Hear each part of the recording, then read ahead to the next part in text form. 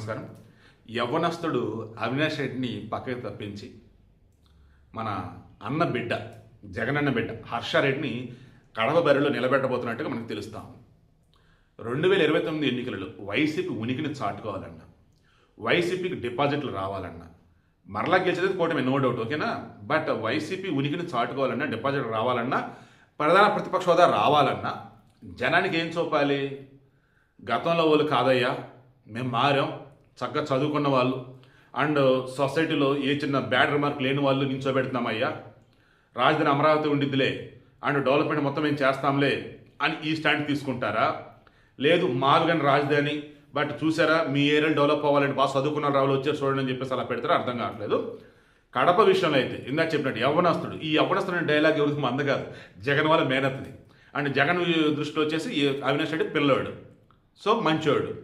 అటువంటి అవినాష్ రెడ్డి మొన్న నిజంగా కూటమి పోటీ చేయబట్టి కడపలో ఓట్లు చీలిపోయి షర్మిల ఓడిపోయింది. లేదంటే షర్మిల గెలిచేది అవినాష్ రెడ్డి ఓడిపోయేవాడు. బట్ అవినాష్ రెడ్డి గెలిచాడు. కానీ వైఎస్ వివేకానంద మరణానికి సంబంధించి వెనక ఎవరున్నారు ఏంటి అన్నప్పుడు ఆ ఛార్జ్ షీట్ కూడా మెన్షన్ చేస్తే అతని గురించే. అలాంటప్పుడు మరలా అతను వెనక ఈసారి కడప బరిలో కానీ నించోబెడితే ఓడిపోవటం ఖాయం.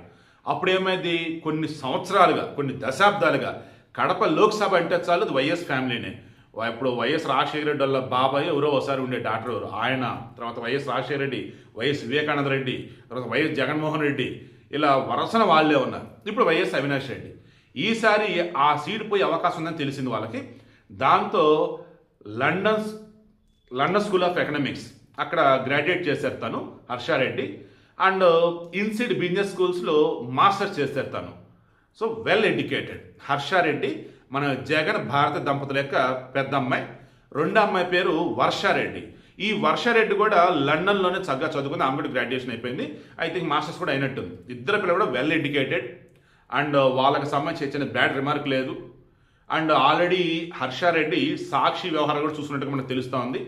సాక్షికి సంబంధించి మొత్తం ఫైనాన్షియల్గా ఆమె బిజినెస్ స్కూల్లో చదివారు, ఎంబీఏ చేస్తున్నారు. ఇలా చెప్తూ వెళ్ళినప్పుడు ఫైనాన్షియల్ మేనేజ్మెంట్ వచ్చిన వాళ్ళు రిమైనింగ్ దేనిని హ్యాండిల్ చేయగలుగుతారు. బట్ పాలిటిక్స్ అన్నప్పుడు కొంచెం ఇబ్బంది. బట్ నాన్న ఉన్నాడు, తాత ఉన్నారు, మొత్తం అందులోనే. సార్ తాత చనిపోయినారు అనుకోండి, హర్షరెడ్డి వాళ్ళ తాత మన రాజశేఖర రెడ్డి. బట్ ఫ్యామిలీ మొత్తం పొలిటికల్ ఫ్యామిలీ. అండ్ అన్న కూతురు వచ్చింది రాజకీయాల్లోకి అంటే అవునన్నా కాదన్న బ్రహ్మాండమైన మెజారిటీతో గెలిపిస్తారు. సజ్జల రామకృష్ణ రెడ్డి చెప్పాడు మా ఓటర్లు వేరే, మా ఓటర్లు వేరే అని. ఆ ఓటర్లు న్యూట్రల్గా ఉన్నోళ్ళు అందరూ కూడా ఖచ్చితంగా గెలిపించడం ఖాయం. కాబట్టి కడప లోక్సభ ఈసారి గెలవాలంటే జగన్మోహన్ రెడ్డి యొక్క పెద్దమ్మాయి హర్షారెడ్డి కరెక్ట్ అయినట్టుగా తెలుస్తోంది. ఆల్మోస్ట్ ఆ అమ్మాయిని బరిలో దించబోతుందని మనకు తెలుస్తోంది, సన్నిహితుల సమాచారం. సో ఖచ్చితంగా ఆమె కనుక వస్తే వైసీపీలో కూడా కొంచెం ప్రక్షాళన జరిగి మంచి మార్పులు వస్తే ఆ రోజు ఖచ్చితంగా స్వాగతిస్తాను. ఎందుకంటే ఒక ప్రతిపక్షం అనేది బలంగా ఉన్నప్పుడే, ప్రతిపక్షం నీతి నిజాయితీతో పద్ధతిగా ఉన్నప్పుడే అధికారంలో ఉన్నటువంటి వాళ్ళు బాగా పనిచేస్తారు.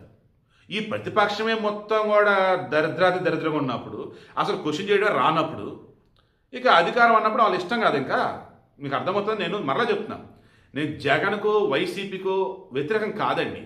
వాళ్ళ విధానాలకి, వాళ్ళ మాటలకు వాళ్ళు చేసి పని అవి నాకు నచ్చవంతే. నాకు కావాల్సింది నా రాష్ట్రం ఏపీ బాగుండాలి, నా రాష్ట్రం తెలంగాణ బాగుండాలి, నా దేశం భారతదేశం బాగుండాలి. ఇంతే నాకు కావాల్సింది ఇది. దానికోసం ఎవరు మంచి చేస్తే సరే వాళ్ళని పొగుడుతాను, ఎవరు తప్పు చేసినా సరే దానిని ఖండిస్తూ వీడియోలు అయితే ఇస్తాను. సో ప్రజలు మనకున్న సమాచారం అయితే హర్షారెడ్డి డాటర్ ఆఫ్ జగన్మోహన్ రెడ్డి త్వరలో కడప ఎన్నికల్లో బరిలో నిలవబోతుంది లోక్సభ సెగ్మెంట్ అని తెలుస్తుంది. మరి అవినాష్ రెడ్డిని వదులుకుంటాడు జగన్మోహన్ రెడ్డి అంటే అస్సలు వదులుకోడు.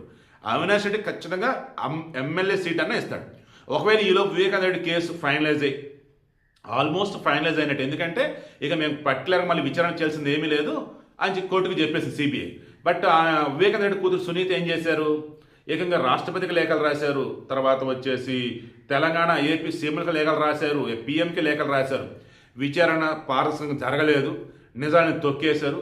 అందులో ఇంకా ఎవరైతే పాల్గొన్న వాళ్ళు ఉన్నారో హత్యలో వాళ్ళు బయట బ్రహ్మాండంగా ఉన్నారు, సిబిఐ వాళ్ళంతా పక్కన పెట్టింది అని. ఇప్పటివరకు అయితే రిప్లై అయితే ఏమి వచ్చినట్లేదు. మ్యాక్సిమం ఈ జగన్మోహన్ రెడ్డి భారతిరెడ్డికి సంబంధం లేదు అన్నట్టుగానే విచారణ సాగి అవినాష్ రెడ్డికి రిమైనింగ్ ఎవరైతే ఉన్నారో ఎర్రగంగిరెడ్డి, దస్తగిరి వాళ్ళు ఎప్పుడుగా మారని ఒకళ్ళిద్దరం పక్కన పెట్టి, దస్తగిరి అప్పుడే ఎప్పుడుగా మారాడు.